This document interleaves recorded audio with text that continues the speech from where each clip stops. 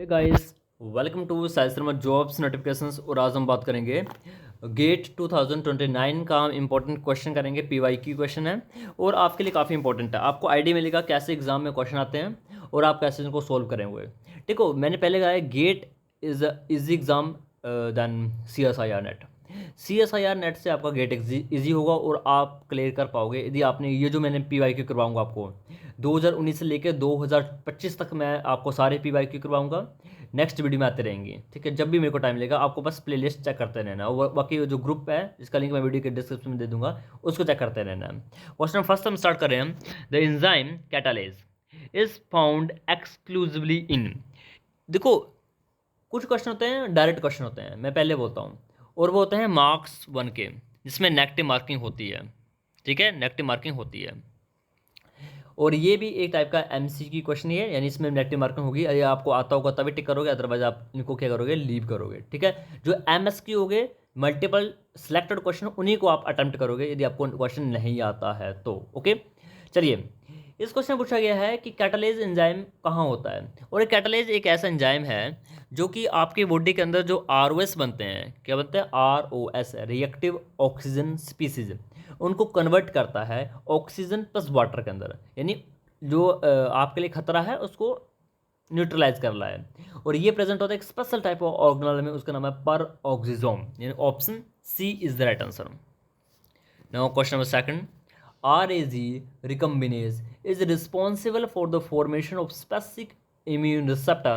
This process occurs in, देखो, आपके body में एक प्रोसेस होती है जिसको कहते हैं क्लास स्विचिंग, और एक होती है एक तो क्लास स्विचिंग होती है जिसमें डिफरेंट डिफरेंट टाइप की आपकी एंटीबॉडीज़ बनती हैं, और एक होती है आपकी B सेल्स और T सेल्स का नंबर बढ़ाना। यानी आपके बॉडी के अंदर B सेल्स होते हैं 10⁻14 -14 नहीं 14 है। ठीक है, और 20 सेल्स होते हैं 10⁻12। इतने ज़्यादा 20 सेल्स और T सेल्स कैसे बनते हैं? Due to these BJ recombination. और ये जो BDG और BJ रिकम्बिनेशन है, इन्हीं के लिए एक एंजाइम है जिसका नाम है RAG, रिकम्बिनेज 1 और रिकम्बिनेज 2, RAG 1 और RAG 2। ये बनाते हैं B सेल और T सेल्स का नंबर बढ़ाते हैं या क्लास स्विचिंग करते हैं। Option A is the right answer. Question third, the example of substrate level phosphorylation in glycolysis is. देखो, काफ़ी इजी क्वेश्चन था, आप एक झटके में कर सकते हैं इसको, बट समझना पड़ेगा कि सबस्ट्रेट लेवल फॉस्फोराइलेशन क्या होता है। जिस भी बच्चे को ये पता है उसको ये क्वेश्चन बहुत ईजी लगेगा। क्यों? जब भी आपकी GDP कन्वर्ट हो जाती है GTP में, इसको हम बोलते हैं सबस्ट्रेट लेवल फॉस्फोराइलेशन। अब बताओ, देखो, ग्लाइकोलाइसिस के जितने भी 8-9 जितने भी स्टेप हैं, पहले जो 5 स्टेप हैं जिनको बोलते हैं एनर्जी कंजप्शन फेज, जिसमें हम एनर्जी खुद लगा रहे हैं, उसमें तो कभी भी ATP नहीं बनेगा या GTP नहीं बनेगा। ठीक है, यहाँ पर मैंने GDP टू GTP लिखा है, ऐसा कुछ नहीं है। सबस्ट्रेट लेवल इसको भी बोल देंगे ADP टू ATP, एक ही बात है। ठीक है, अब मैंने क्या कहा, देखो, जहाँ पर हम एनर्जी खुद लगाएंगे वहाँ पर तो ADP टू ATP होना संभव नहीं है। हम खुद एनर्जी लगा रहे हैं, मतलब ATP टू ADP। तो पहले 5 आप स्टेप आपने देखे होंगे ग्लाइकोलाइसिस के, स्टार्टिंग में आपके ATP लग जाता है, उसके बाद जब फॉस्फोप्रोटोकाइनेज काम करता है तब आपका ATP लग जाता है।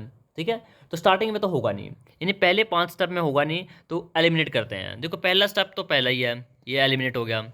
उसके बाद ये वाला 5th स्टेप है, ये भी एलिमिनेट हो गया। बच्चे क्या है, B और C। कहाँ पर आपका GDP टू GTP होता है? देखो, conversion of glyceraldehyde 3 phosphate to 1,3 bis phosphoglycerate, यहाँ पर तो नहीं होगा। क्यों? क्योंकि glyceraldehyde 3 phosphate to 1,3 bis phosphoglycerate में जाने में आपका NADP पॉजिटिव कन्वर्ट होता है NADPH के अंदर, तो नो। हाँ, ये जो C ऑप्शन है ये राइट आंसर है। क्यों? क्योंकि जब आप 1,3 बिस फॉस्फोग्लिसरेट 3 फॉस्फोग्लिसरेट में जा रहा है तो 2 ATP हमें मिलते हैं, और 2 ATP लास्ट में मिलते हैं जब आपका पायरुवेट काइनेज काम करता है। तो आई थिंक तुम समझ चुके हो, बहुत ईजी है। क्वेश्चन फोर्थ, इसको मैं क्वेश्चन को मैं कट कर रहा हूँ क्योंकि यहाँ पर गलत आंसर दिया है इन्होंने। राइट आंसर ऑप्शन A होगा इसका। बुक में जो कि इनकी आंसर की थी उसमें B ऑप्शन दिया था, but A is the right answer, क्योंकि यहाँ पर प्रोलिन है, और प्रोलिन जो होती है वो सबसे कम सबसे ज़्यादा हिंड्रेंस करती है रोटेशन में। क्वेश्चन फिफ्थ, हाँ, ये क्वेश्चन काफ़ी इंटरेस्टिंग क्वेश्चन था, आप इसको सोल्व कर पाओगे I think. The light harvesting pigment not used by cyanobacteria, इनमें से कौन सा लाइट हार्वेस्टिंग पिगमेंट है जिसको साइनोबैक्टीरिया यूटिलाइज नहीं करता है? तो डायरेक्ट सा पढ़ा होगा तभी सोल्व कर पाओगे इन क्वेश्चन को। Option A rhodopsin. Question number 6, slow intravenous infusion of ethanol is a therapy to treat the methanol poisoning, the underlying chemical reaction is example of, that's classical example. ये तो आपको आना ही चाहिए, जो भी बच्चा मास्टर में आ चुका है और इसने थोड़ा बहुत भी बायोकेमिस्ट्री पढ़ ली है उसको ये क्वेश्चन सोल्व होना ही चाहिए किसी भी हाल पर। क्लासिकल एग्जाम्पल है ये। देखो होता क्या है, आपकी बॉडी में अगर मिथनॉल ज़्यादा बन रहा है तो एक एंजाइम है जिसका नाम है अल्कोहल डिहाइड्रोजनेज। अल्कोहल डिहाइड्रोजनेज जो है वो इस मिथनॉल को कन्वर्ट कर देता है एक हार्मफुल कंपाउंड है फॉर्मल्डिहाइड के अंदर, और ये जो फॉर्मल्डिहाइड है ये पॉइजन की तरह एक्ट करता है और डेथ हो जाती है बंदे की। अब होता क्या है, इसको ट्रीट करने के लिए हम इंजेक्शन लगाते हैं किसका? इथेनॉल का। इथेनॉल क्या होता है? शराब, अल्कोहल, बट वो वाली अल्कोहल मत समझ लेना जो पीने वाली होती है, मतलब 90% अल्कोहल, ठीक है। अब इथेनॉल जब हम इन्फ्यूज़न करेंगे जो इथेनॉल के जब हम इंजेक्शन लगाएंगे तो ये डिजीज़ क्योर हो जाती है। क्यों? क्योंकि जो ये एंजाइम है जिसका नाम है अल्कोहल डिहाइड्रोजनेज, ये दोनों के लिए अपना दरवाज़ा खोल के बैठा हुआ है। मतलब ये मिथनॉल को भी एज ए सबस्ट्रेट मान सकता है और अल्कोहल को तो मानता ही है। जब आप अल्कोहल डाल दोगे तो अल्कोहल मिथनॉल के साथ एक कंपटीशन करेगा और अल्कोहल मिथनॉल की जगह बाइंड कर जाएगा अल्कोहल डिहाइड्रोजनेज के साथ, और अल्कोहल डिहाइड्रोजनेज इस अल्कोहल को कन्वर्ट कर देगा एक हार्मलेस कंपाउंड जिसका नाम है एस्टल्डिहाइड। फॉर्मल्डिहाइड टॉक्सिक है बट एस्टल्डिहाइड टॉक्सिक नहीं है, और एस्टल्डिहाइड फर्दर लैक्टिक एसिड में कन्वर्ट हो सकता है, उसको कोई नहीं रोक रहा है। तो right answer is option number A, competitive inhibition. एक क्लासिकल एग्जांपल है। एक और एग्जांपल है कॉम्पिटेटिव इन्हिबिशन का, वो है oxaloacetic acid competitive inhibition with malic acid, ठीक है, पढ़ोगे अभी, वो भी एक क्लासिकल एग्जांपल है। Question number 7, nitric oxide synthase is responsible for generation of nitric oxide. Okay, यहाँ पर बोला जा रहा है कि नाइट्रिक ऑक्साइड सिंथेज एक ऐसा एंजाइम है जो कि क्या कर रहा है? NO बना रहा है, नाइट्रिक ऑक्साइड बना रहा है।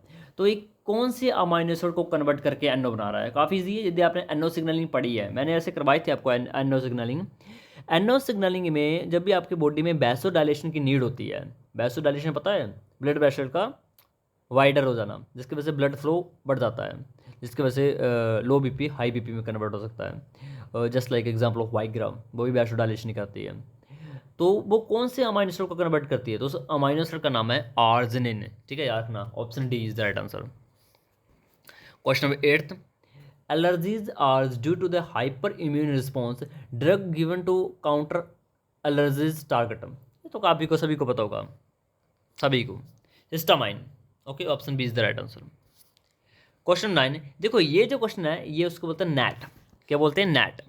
एग्जाम में कभी आपने पढ़ा होगा, गेट के एग्जाम में इसको बोलते हैं नैट। नैट का मतलब होता है न्यूमेरिकल टाइप क्वेश्चन। अभी इस नैट क्वेश्चन में क्या करोगे, ये इसके नेगेटिव मार्किंग नहीं होती है, ठीक है, कोई नेगेटिव मार्किंग नहीं होती है इन क्वेश्चन की। और ये क्वेश्चन खुद आपको खुद टाइप करने पड़ते हैं कीबोर्ड से, वहाँ पर साइड में कीबोर्ड होता है, आपको खुद टाइप करके लिखना होता है। सोल्व करिए इस क्वेश्चन को, काफ़ी इजी क्वेश्चन, कुछ नहीं है इस क्वेश्चन में, आपको डर रहे हो क्वेश्चन को देख के। देखो, the electrostatic interaction energy between A positively charge atom A, okay, and negatively charge atom be separated by 3 angstrom. जो वैल्यू मिल रही है उसको लिखते चलो नीचे। आपको गैप मिल गया 2 मॉलिक्यूल के बीच में 3 एंगस्ट्रॉम का, और in the water is -6 kJ पर मोल, ठीक है। Considering the relative permeability of the water to be 80, हाँ, इसको बोलते हैं डाइलेक्ट्रिकल कांस्टेंट जिसकी वैल्यू 80 है। The electrostatic interaction energy is kJ पर मोल राउंड ऑफ, ओके, ठीक है, कुछ नहीं बोला है, बहुत सिंपल क्वेश्चन है। इसमें एक छोटा सा आपको बस फॉर्मूला याद रखना है, ये ऐसे क्वेश्चन आते रहते हैं, बार बार आएंगे क्वेश्चन आपको और रिपीटेड होंगे, बस वैल्यू अलग होगी। फॉर्मूला है V vacuum is equal to V water into epsilon, ये फार्मूला है, ठीक है। रट लो इस फार्मूले को, क्योंकि ये क्वेश्चन बार बार रिपीट होता है, बस वैल्यू चेंज हो रही है बस। तो यहाँ पर वैल्यू पुट करनी है आपको। तो देखो यहाँ पर वी वाटर की वैल्यू कितनी गई है? -6 मल्टीप्लाई एप्सनल कितना दिया आपको? 80। एप्सनल होता है वाटर कांस्टेंट, डाइलेक्ट्रिक कांस्टेंट की वैल्यू, 80। इसको सॉल्व करोगे तो -480 is the right answer. 2 number आपको आराम से मिल गया। बस फॉर्मूला याद रखना है, V vacuum is equal to V water multiply by epsilon -6 multiply by 80 -480 right answer. 2 number आपको आराम से मिल गए। ठीक है, तो इसको याद रखना फॉर्मूले को। अब क्वेश्चन नंबर 10, ये तो काफ़ी ईजी, इसको तो कर ही लोगे ना, आप +2 में आपने किया होगा। इसमें आपको बस वो निकालनी है, कंसंट्रेशन निकालनी है आपको। क्या क्या दिया है, बस फार्मूला पता है जिसका, C1V1 is equal to C2V2, बचपन से करते आ रहे हो आप। बस ढूंढो क्या चीज़ नहीं है वो निकालनी है। देखो C1 होते हैं concentration of the stock solution, जो आपके पास दिया गया है, तो वो कितना है 0.1 लिख लो, मल्टीप्लाई बाय B1 होता है वॉल्यूम दिया है क्या स्टॉक सोल्यूशन का, नहीं दिया है, मतलब हमें B1 निकालना है। C2 होते हैं कंसंट्रेशन, तो कंसंट्रेशन कितनी दी है फाइनल कंसंट्रेशन, तो फाइनल कंसंट्रेशन दी है आपके पास 0.005। वॉल्यूम कितना दिया है 0.5 ml आपको बनाना है, वो था भाई यहाँ पर डोटा। ठीक है, बस इसको सॉल्व कर लो। सॉल्व करने के लिए आपको क्या करना पड़ेगा, इस वैल्यू को इधर रहने दो, पहले इधर वाली वैल्यू सॉल्व कर दो। जब आप इसको सॉल्व करोगे तो इसका आंसर आएगा आपका, करो सॉल्व इसको, 5 ओके, तो इसका आ गया आपका 0.0025। ओके, हाँ ये वैल्यू आ गई। इस वैल्यू को अब देखो आपको V1 निकालना है, तो यहाँ पर मल्टीप्लाई हो रहा है, उधर मतलब जाके हो जाएगा डिवाइड हो जाएगा, यानी V1 इज इक्वल टू, ये जो वैल्यू इसके नीचे आ जाएगा आपका क्या 0.1। ठीक है, वो सोल्व कर लो। हाँ 0.1 मतलब 10 वाली मतलब 1 0 कट जाएगी इधर से, मतलब आपका आंसर आ जाएगा 0.025। मिल गया आपको कितने, 2 नंबर। नेटे मार्किंग तो नहीं है, बट C1V1 वैल्यू पुट करनी है, सॉल्व करना बस। कैलकुलेटर वहाँ पर होता है, साइड में लगा हुआ स्क्रीन में कैलकुलेटर। ठीक है, कोई दिक्कत नहीं, आपको सीधा बस गुणा करना है। Question number 11, a mixture of the following purified protein IgG, IgM और Fab fragment of the immunoglobulins is separated using the gel filtration. देखो जेल फिल्ट्रेशन डिपेंड करता है साइज फिल्ट्रेशन के ऊपर, साइज के ऊपर। ठीक है, तो ऑर्डर ऑफ एल्यूशन इज, आपको एक हिंट दे देता हूँ, जो साइज फिल्ट्रेशन क्रोमेटोग्राफी होती है, इसमें लार्ज वाला सबसे पहले इल्यूट होता है। मिल गया हिंट, बताओ अब लार्ज फ्रैगमेंट कौन है, IgG, IgM और फैब। तो लार्ज फ्रैगमेंट है IgM, after that IgG, after that Fab. Option B is the right answer. पढ़ोगे आप इम्यूनोग्लोबिन आपको पता चल जाएगा। क्वेश्चन नंबर 12, काफ़ी इजी क्वेश्चन है, the ascending order of the half life of the radio active isotopes. बस काफ़ी इजी क्वेश्चन था। देखो असेंडिंग ऑर्डर होता है बढ़ते क्रम, यानी पहले आपको सबसे छोटा बताना है। आयोडीन का होता है आपका 60 डेज होता है। हाइड्रोजन का 12 साल होता है। कार्बन का तो आप सभी को पता होगा 5700, बचपन से पढ़ते आ रहे हो, 5700 ईयर्स। और फॉस्फोरस का होता है 14 दिन। तो सबसे छोटा आएगा पहले फॉस्फोरस, फिर आएगा आयोडीन, फिर हाइड्रोजन, फिर carbon. Okay, option B is the right answer. ठीक है, काफ़ी इजी था, 2 नंबर क्वेश्चन था ये। The enzyme not involve in the oxidation of the molecule Son below, ये तो फैटी एसिड बनाया हुआ है।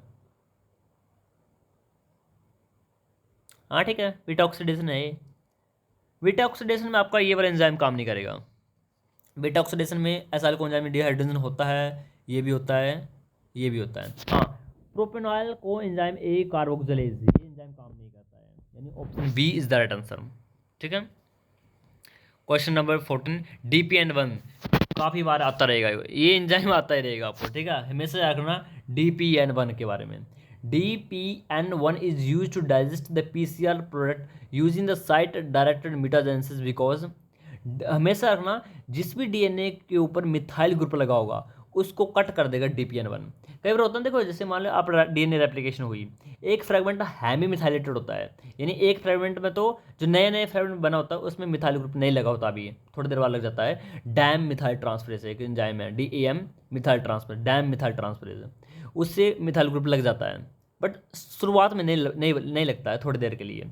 जिसको रोक के रखता है SUSQ-A, एक मिसमैच रिपेयर प्रोटीन है SUSQ-A, वो रोक के रखती है। अब जहाँ पर भी मिथाइल ग्रुप लगा है उसको काटने का काम एक एंजाइम करता है जिसका नाम है DPN1, यानी DPN1 digest only in the methylated DNA। Option C is the right answer. Question 15, which one of the following is an incorrect biomolecules modification pair. Okay, incorrect आपको बताना है। आरएनए के साथ पॉलीएडेनाइलेशन होती है भाई, आरएनए के साथ दो होती है प्रोसेस साथ साथ में, एक होती है पॉलीएडेनाइलेशन और एक होती है आपकी क्या होती है साथ में, वो बहुत पहले पढ़े थे मैंने इस टर्म में, पॉलीएडेनाइलेशन एंड कटिंग होती है क्या, हाँ स्प्लाइसिंग होती है, स्प्लाइसिंग होती है, पॉलीएडेनाइलेशन होती है और एक टर्म और होती थी यार, लास्ट में ए ग्रुप लगेगा। आई थिंक कटिंग ही है जहाँ तक मुझे याद आ रहा है। हाँ 5 प्राइम पर बोल लगता ना, 3 प्राइम पर, हाँ 3 प्राइम पर पॉली एडेनाइलेशन ही होती है और थोड़ा बहुत कटिंग वटिंग भी हो जाती है लास्ट में फ्रेगमेंट वाली को। ओके, प्रोटीन के साथ ग्लाइकोसाइलेशन, डीएनए प्रोटीन के साथ मिथाइलेशन, हाँ डीएनए के साथ मिथाइलेशन तो होती है, लिपिड के साथ पाल्मिटाइलेशन। ओके, वैसे तो सारे ठीक है ना, बट मोर प्रिसाइजली कुछ तो बताना पड़ेगा। लिपिड के साथ पाल्मिटाइलेशन, देखो पाल्मिटाइलेशन होता है बॉन्ड बनना प्रोटीन और लिपिड के बीच में। यहाँ पर लिपिड प्रोटीन दोनों साथ में लिखो तो ठीक होना था, इधर कुछ गड़बड़ी है, मेरे को देख लेना इसका आंसर क्या होगा। वैसे मुझे लगता है option A is the right answer. Lipid के साथ पाल्मिटाइलेशन नहीं, लिपिड और प्रोटीन के बीच में पाल्मिटाइलेशन होती है, मोस्टली प्रोटीन के साथ होती है ना कि लिपिड के साथ। ओके, देख ये भी काफ़ी ईजी है, आपको डरना नहीं है, बस आपको डरना किसी से, किसी क्वेश्चन से नहीं डरना है। आपने रामाचंद्रन प्लॉट देखा है, उसमें आपको बस बेसिक भी आता होगा ना रामाचंद्रन प्लॉट का, आप ठीक कर दोगे इस क्वेश्चन को। The crystal structure of the peptide has an ordered structure, repeat of the amino acid with in distance of 6.5 angstrom. देखो जब भी डिस्टेंस 6.5 एंगस्ट्रॉम मतलब बीटा सीटा वो, which one the following pair dihedral angle accurately represent the peptide structure. देखो 6.5 value, ये value आपके लिए इंपॉर्टेंट है, ये वैल्यू होती है आपके बीटा सीट के लिए, ठीक है। अगर वैल्यू यहाँ पर 1.5 होती है, ये 3 तक होती है तो हो जाना alpha seat.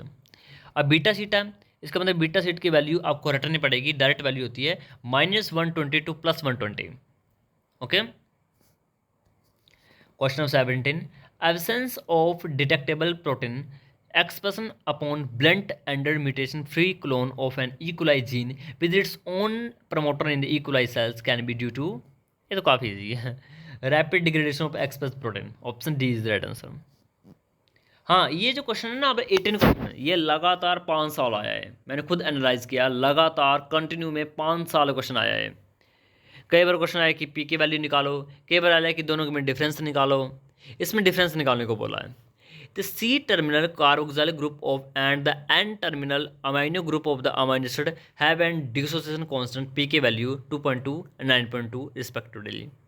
The pKa side chain carboxylic group in the glutamic acid is 4.2 and side chain amino acid in the lysine is 10.2, ठीक है। The difference in the isolated point pi of lysine and glutamic acid, आपको बस difference निकालना है। तो पहले देखो, पहले आपको इन वैल्यू को याद करना पड़ेगा, ओके, फिर देखते हैं हम क्या कर, क्वेश्चन क्या क्या पूछ रहा है। देखो पहले देखो लाइसिन के लिए निकालते हैं, फिर ग्लूटामिक एसिड के लिए निकालते हैं। पहले आपको पीआई वैल्यू निकालनी है, और पीआई कैसे निकालते हैं मैं आपको बताऊंगा। देखो पहले हम निकालते हैं लाइसिन के लिए। मुझे बताओ लाइसिन के लिए यहाँ पर एक वैल्यू बताई गई है आपके पास, कितने बताई है, पहली वैल्यू बताना आपको, एक वैल्यू आपको बताइए 10.2, तो ये वैल्यू आपको याद करना पड़ेगी। वैसे यहाँ पर आपको दी हुई है तो आपको टेंशन नहीं, वैसे मैंने तो याद की थी, लाइसिन, ग्लूटामिक एसिड्स, जो आपकी वो क्या है वो नाम है उसका, ट्रिप्टोफान, टायरोसिन, सभी की मैंने याद की थी। यहाँ पर क्वेश्चन में मोस्टली दी होती है तो कोई टेंशन नहीं है। देखो लाइसिन की पी की वैल्यू होती है 10.2, ठीक है, प्लस ऊपर देखो अब आप 2.2 प्लस करोगे या 9.2 प्लस करोगे, ये बताओ मेरे को बस।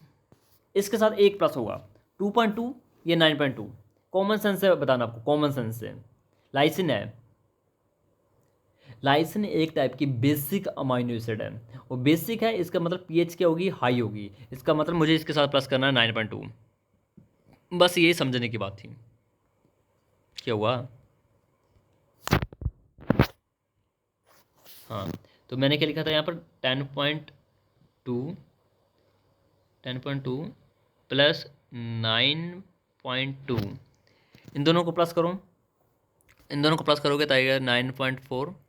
और पी आई कैसे निकालते हैं, जब इन दोनों को प्लस करोगे तो उनकी डिवाइड कर दो 2 से, यानी एवरेज निकाल दो, और जो एवरेज निकली उसी को हम पी आई बोलते हैं। पी आई निकल गया 9.4, लाइसिन के लिए पी आई निकल गया, ठीक है।